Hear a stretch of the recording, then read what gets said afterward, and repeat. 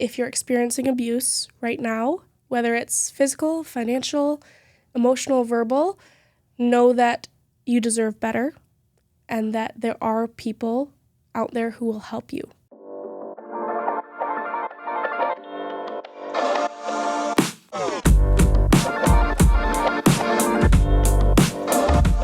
Welcome back to the Talk Midland podcast. My name is Logan Richetti with Modern Realty. Today I have Lizzie Kennedy with Shelterhouse in Midland. Thanks for having me. Looking forward to chatting. What is Shelterhouse? That's a great question. Shelterhouse is a comprehensive domestic violence and sexual assault agency in Midland. We've actually been around for about 50 years, going on 50 years. We started in 1976, but I'm continuously surprised by how many people don't know that we exist.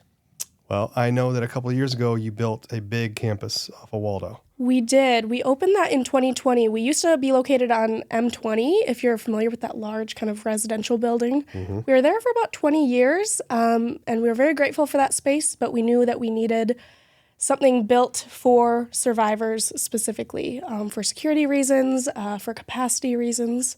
So the new facility that we have on Waldo right now, it actually allows us to serve 3 times as many clients. So it's been a great asset for us. How many clients, as you call them, or people needing some help, are typically on campus at once? It's so hard to say because some people will stay for 24 hours and head out. Some people will stay for a couple months and head out. Before we had a length of stay policy, we had people staying up to a year. That's very uncommon. Now we try to keep people typically 60-day goal in shelter. But actually, a majority of our clients don't live in shelter. There's this very common misconception that we're just a domestic violence shelter. That's actually just a small piece of what we do. A majority of our clients are non-residential, so they come in for other services like counseling or legal support or medical forensic exams. So that's a very long-winded answer to your question. There isn't a specific number at any given point in time, but we typically serve between 900 and 1,200 people a year. Holy cow. Yeah. I didn't know you do any of that.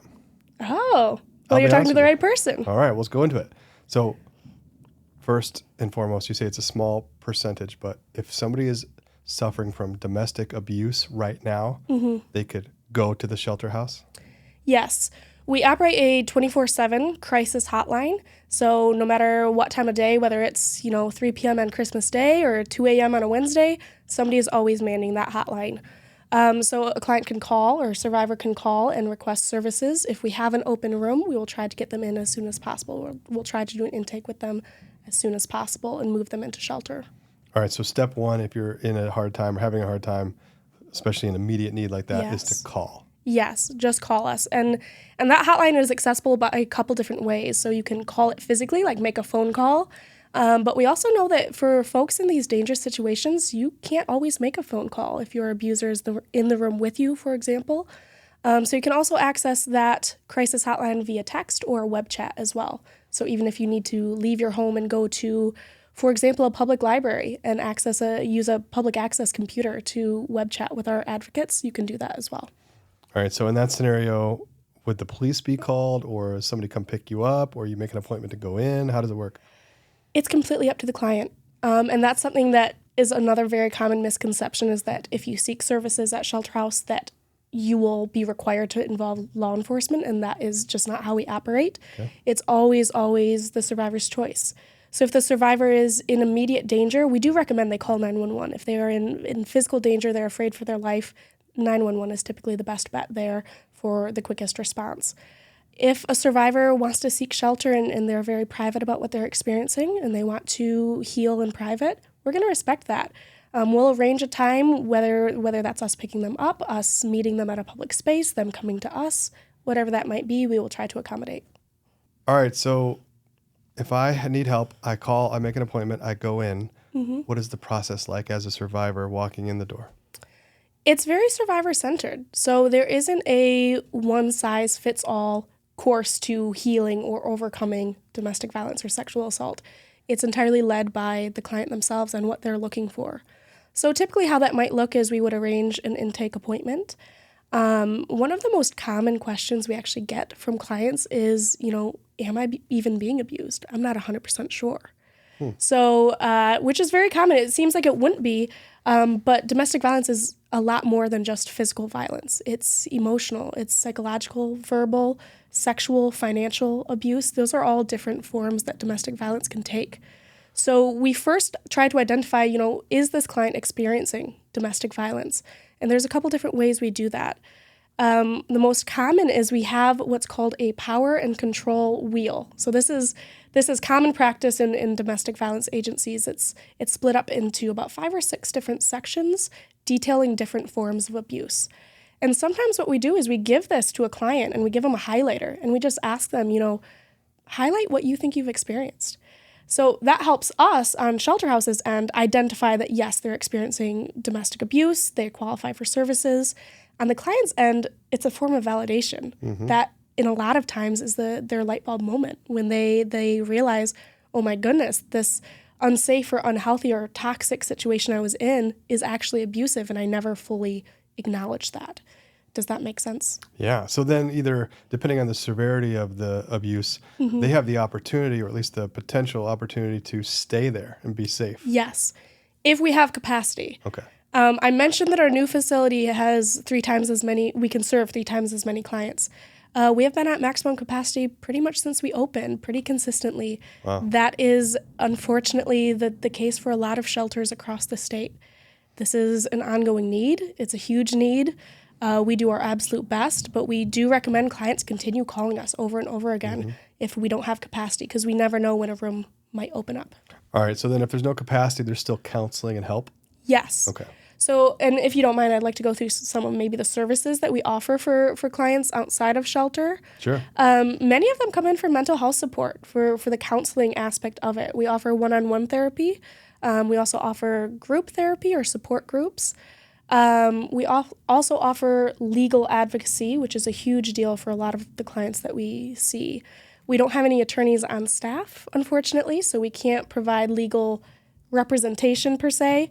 But if a client would like to take legal action, if they would like to file for divorce, file for a personal protection order, restraining order, if they would like to pursue a criminal case, we can help them write a victim impact statement. We can help them kind of walk through the paperwork.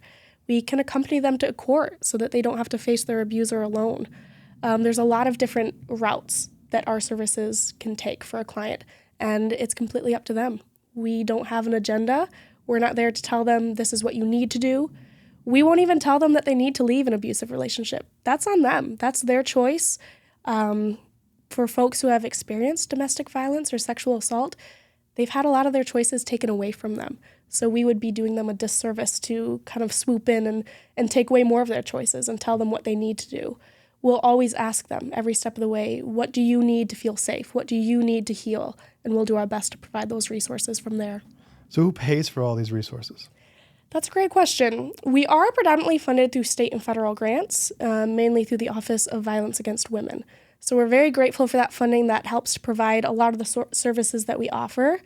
However, and for anyone who's ever worked with state and federal grants, they will know they're very strict. It's very regulated. There's very strict lists of what they can fund and what they can't. And clients don't always align with those.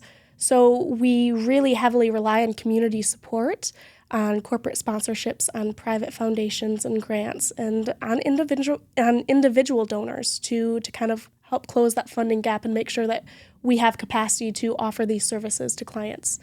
All of the services that we offer, whether that's legal support or shelter, are completely free of charge every single time. Not sliding income scale, nothing. It's completely free every single time for every client. That's pretty incredible. It's amazing.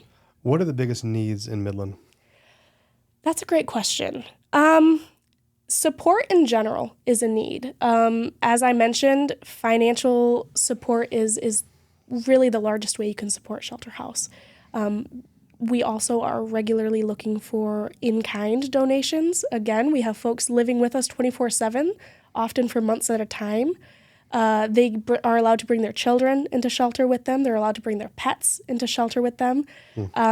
But what that means on our end is we're looking at toiletry items. We're looking at food. We're looking at cleaning products, bedding, laundry soap, things like that all the things that you and I use every single day, our clients are going to use every single day. And when you multiply that by, 900 clients a year, that's a really big need for those in-kind donations. So that's a great need for us.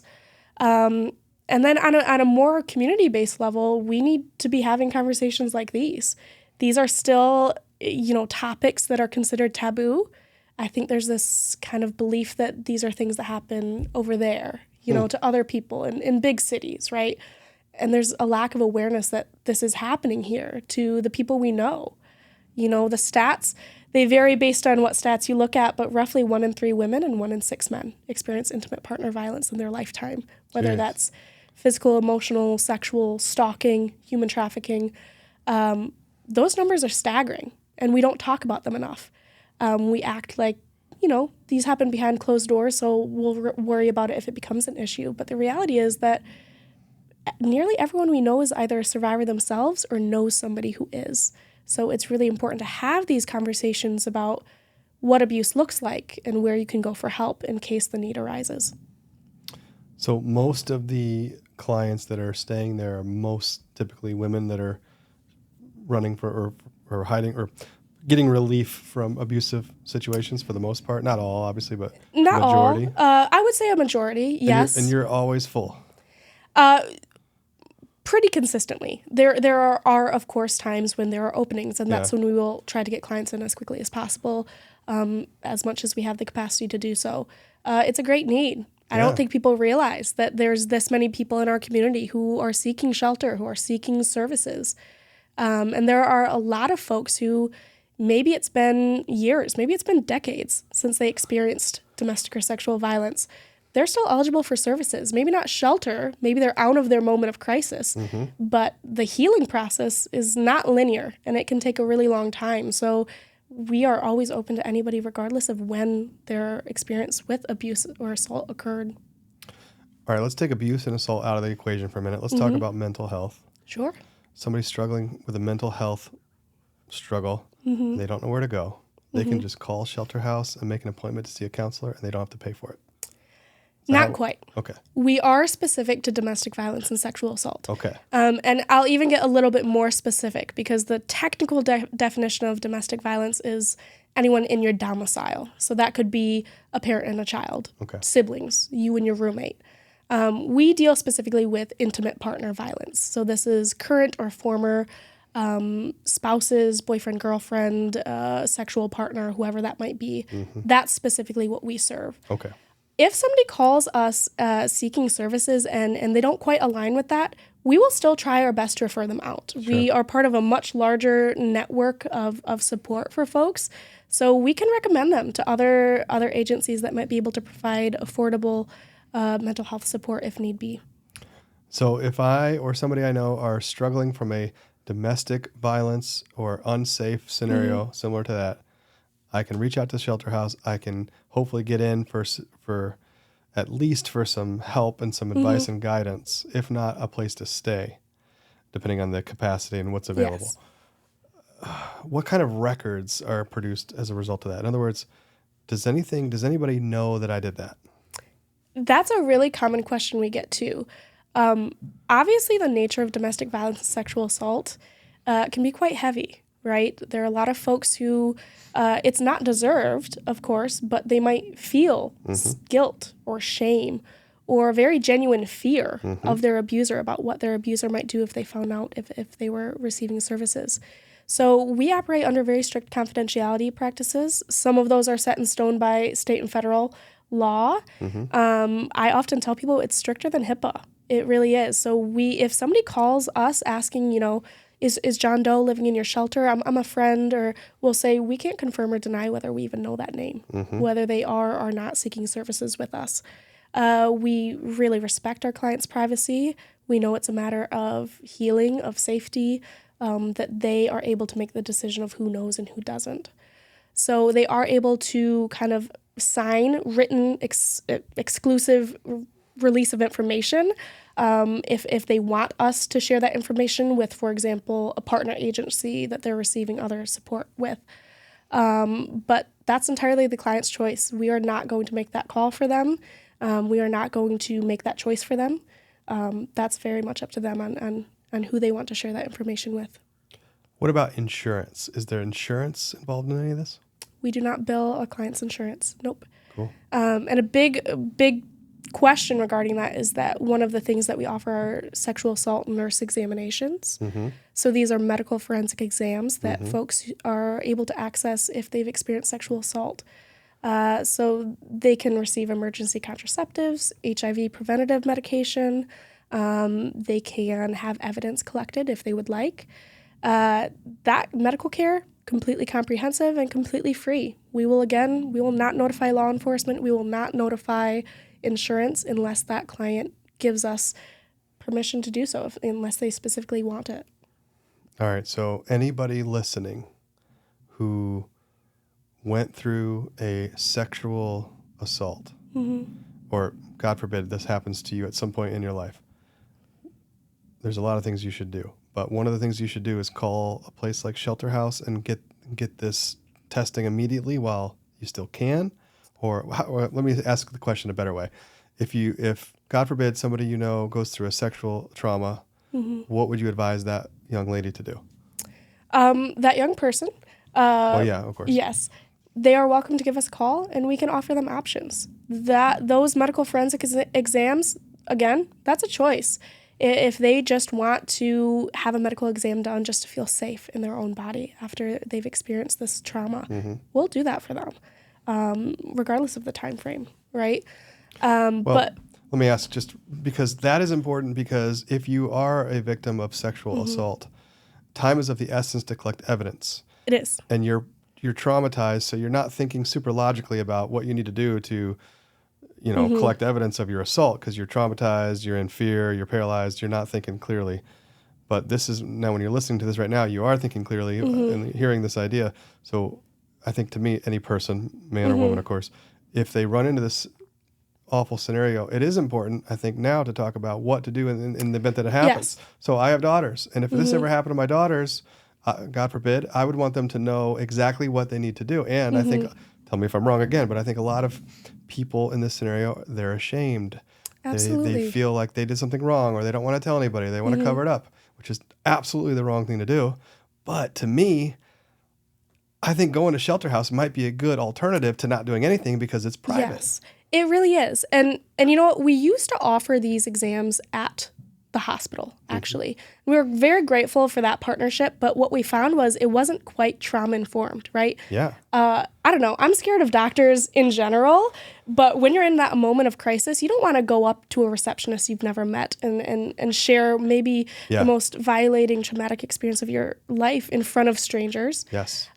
So in response to your question, I recommend calling us, scheduling a SANE exam. If you feel empowered to do so, absolutely that might be the best call for you. And even if you're not sure what you want to do after that, that's completely okay. Right. We have sexual assault response advocates. Our SANE nurses are specifically trained to work with survivors of trauma. Even if you have evidence collected, we can store that for you. We can store that for you for an extended period of time. If you need to take a year to really think about what you experienced, to process that trauma, maybe with a therapist, and later down the line decide, I do want to take legal action. That's completely your call. We will help you. We will support you along that timeline as well. But you are right, that time frame, it is necessary if you'd like to collect evidence, if you'd like to receive HIV preventative medication, for example. But it's very flexible if you don't feel empowered to do that right away. If your daughter or your child had a sexual assault, and you took your child to the hospital, would there be a public record created by force? In other words, does the hospital have to provide this information to law enforcement if they treat you? Yes. Okay. And this is where all these things that I'm talking about as far as choice and confidentiality and privacy, this applies to adults. We are mandatory reporters.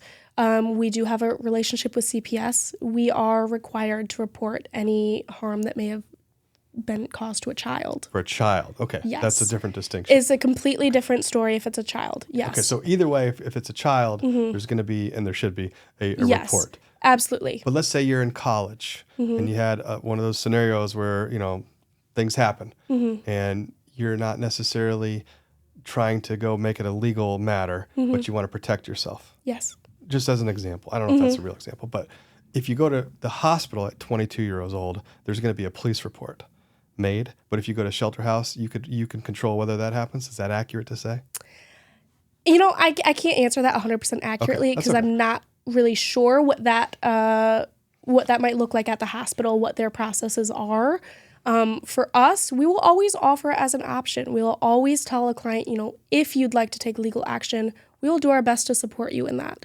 If you don't want to share that you have experienced sexual assault, we will not share that publicly. We will not share that with law enforcement.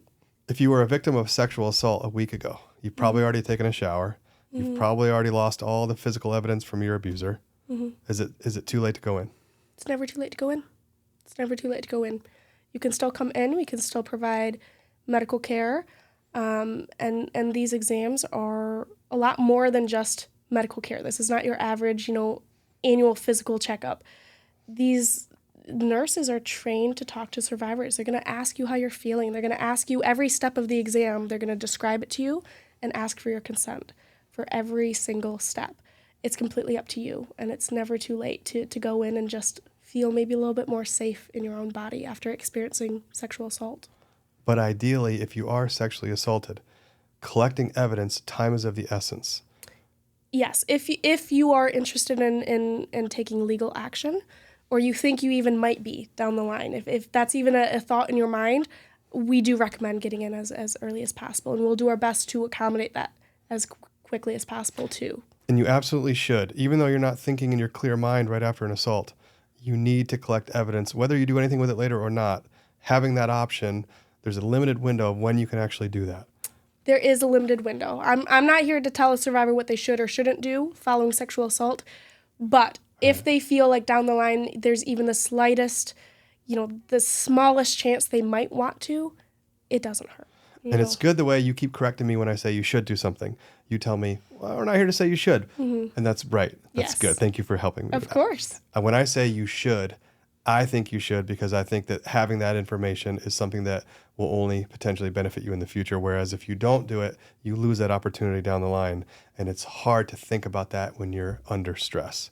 Sure.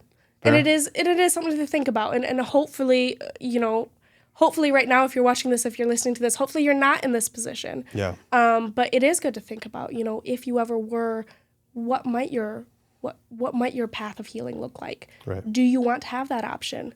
There is a time frame there. But if you're listening and you're feeling a little, you know, upset or confused about what to do now, if you haven't taken those steps, that's completely fine too. Give us a call and we will still talk you through your options and provide you comprehensive care in whatever way we can. The reason why I'm asking this question over and over again is because I feel like it's very likely that a lot of people who deal with trauma like this are afraid to report it because of the repercussions. So if they knew that they could go get treatment and create reporting for later without and still maintain control of that information, they would be much more empowered to actually take that action. Yes. And I'm a very numbers-centered person, so I like to share this statistic actually. We just opened our in-house SANE suite at the Midland facility about a little over a year ago. After we opened that, we saw a 72% increase in SANE exams and a 148% increase to our crisis hotline with calls seeking SANE services, which is massive. What is SANE? The sexual assault nurse examinations. Oh, okay. So I'm right. What this looks like to us, you know, causation doesn't equal, but what that looks like to me, to us at Shelterhouse, is that when folks know that they can access free and confidential medical care and trauma-informed support, they are more likely to ask for help. Yes. And that's why we offer these confidential services, because we know that there's so much fear and guilt and shame that these survivors often feel, that we need to accommodate them, we need to meet them where they're at, and we need to not take those choices away from them. The more I hear, the more I'm interested in this cause. I love hearing that. It's wonderful. Yeah, and I've never needed it. Thank God. I'm glad to hear that. Hopefully I never do. Hopefully my family never does. But, geez, people's families do. Absolutely. So money. Money. Talk about money. So at Shelterhouse, fundraising is a huge part of what we do. What's your budget? Our budget. I can't share an exact number. Is it in the millions? It absolutely varies. Yeah. Again, a lot of it is state and federal grants because we are supported, as are most of the domestic and sexual violence agencies in the area. But that's not enough. It's not always enough. It's not always enough. And then you also have to think about, well, to provide these services, we also need to keep the lights on. Yes. We need to pay our massive consumers bill because we operate a shelter with 15 individual suites and 48 beds. Right. And we need to pay for staff members as well. So state and federal grants might support our direct service staff, the ones who are our counselors. They're working directly with clients. But, I'm on the business side. So that's a whole different funding bucket. You know what I mean? Sure. So we really, really rely on our community to support us. And we're absolutely blessed. Midland is an insanely philanthropic and generous community. It's absolutely mind-blowing. We're extremely blessed. Just coming up this month, actually, we have our annual Chefs for Shelterhouse strolling fundraiser. And that's one of the events that we put on to help generate those funds to close that funding gap that isn't quite covered by state and federal grants. And you'll often hear pretty much anybody in the nonprofit sector will probably share something pretty similar that, regardless of the grants you get, there's always going to be a larger need that you have to seek to fill with individual philanthropy and contributions. So having worked with Shelterhouse for this long, what have you learned? How have you changed as a person? I don't know if I've changed as a person. I would say that it's given me different insight on these issues specifically. Sometimes the first thing that people say when I, tell them, I work for a domestic violence and sexual assault agency, they say, oh my God, that must be so rough. And on one hand, do the folks at our agency kind of see the worst of it? Absolutely. But on the other hand, we also get to see the best of it. Do you know what I mean? Most people's experience with these issues is seeing it in the news, right? Or hearing about it third hand. It's hopefully not experiencing it. But they don't often see the aftermath about what does it actually take to heal, to overcome these things. And it's really amazing to see and work alongside people who are literally dedicating their entire lives and careers to this. Folks who are answering those 3 a.m. sexual assault crisis calls and arranging to provide services. The ones that are calling, 5 to 10 shelters around the state trying to find safe shelter for somebody. That's absolutely fantastic. It's absolutely rewarding. And on my end, within my position, I also get to meet a lot of people who are much further along on their healing journey too. One of the coolest parts of my job is hearing from our donors, many of whom are survivors themselves, who have gotten to that point in their healing journey where they feel ready to give back. Some of them are former clients. Again, we've been around for close to 50 years, so we have a lot of former clients that are now turned donors and supporters. And they speak on that, they share that, and I just feel very blessed to be part of that, and it's definitely given me a different perspective on these issues, that there is life after abuse. There is life after assault. There is a light at the end of the tunnel, for lack of a better explanation, that healing is possible. Are there volunteer opportunities at Shelterhouse? There are. At our facility alone, there's not a ton. We have some folks who come in and help with, landscaping or repainting. But we also operate the Shelterhouse resale shop. I'm not sure if you've heard of that. It's over on South Saginaw. There's a purple awning out front. A lot of people see that as very separate from Shelterhouse, but we're really one and the same. So all of the proceeds from that shop, again, help to support our services at Shelterhouse. And all of our clients get to shop there for free as well, which is huge, because when you're living in shelter, you don't want to look at a rack of 5 t-shirts and, I guess I'll pick this one. It's the best option. You want to be able to shop with dignity and pick out what you want, what you need, and not answer to somebody, right? So they're able to shop there for free, pick out the clothing items, any of the home good items they might need when they transition out of shelter. So there's a lot of volunteers that we utilize over there, processing donations, pricing things, hanging things up. So that's a great volunteer opportunity. There's always a need. Let's talk about that a little bit more. Yeah. So if you want to donate items in Midland, household items, clothing, kitchen goods, whatever. Yes. You can go to Goodwill, or you can go to Shelterhouse. You could. There's Those are different definitely choices? there's definitely a lot of options, and I'm not here to tell anybody where they Neither am I. should go. I will say that you're making a very direct impact on survivors when you donate to Shelterhouse. Okay, how do you donate to Shelterhouse? Where do you go? So we do ask that all donations go directly to the resale shop, and that's for safety of our clients and our staff. That we try to limit, community members coming onto our facility unless it's very carefully planned ahead of time. Yeah. So that we can run checks and check all of our boxes on the back end of that. So we always ask that people bring their donations to the Shelterhouse resale shop. We have donation days and hours. It's about 5 days a week. There's a lot of opportunities. You can also schedule appointments to make drop-offs, especially if you have larger donations. And our residential team from the residential side of our building often goes over there to pick up donations and bring them back to our clients as well. Rock and roll. I never knew that was an option. Well, now you do. Good for you. Thank you. Well, thank you. People listening, I bet 9 out of 10 just didn't know that. Probably not. I bet we can get some donations for Shelterhouse. That Goodwill is amazing too, but Of course. how does Goodwill differ? Do they sell those items? They dispose of them? Do you know what they do with them? I've never worked for Goodwill, so I can't speak on it 100%. Okay. I will say that, the value of donating to a local organization like that, Goodwill is national at the very least, if not larger. Shelterhouse is Midland. Yeah. That these are going back to folks who are in Midland, Here. who are shopping in Midland. The proceeds are going back to Shelterhouse, which serves Midland and Gladwin counties. So it's keeping your donations, your purchases much more local, and I think that that's a huge benefit. And of course, you still get the tax write-off, right?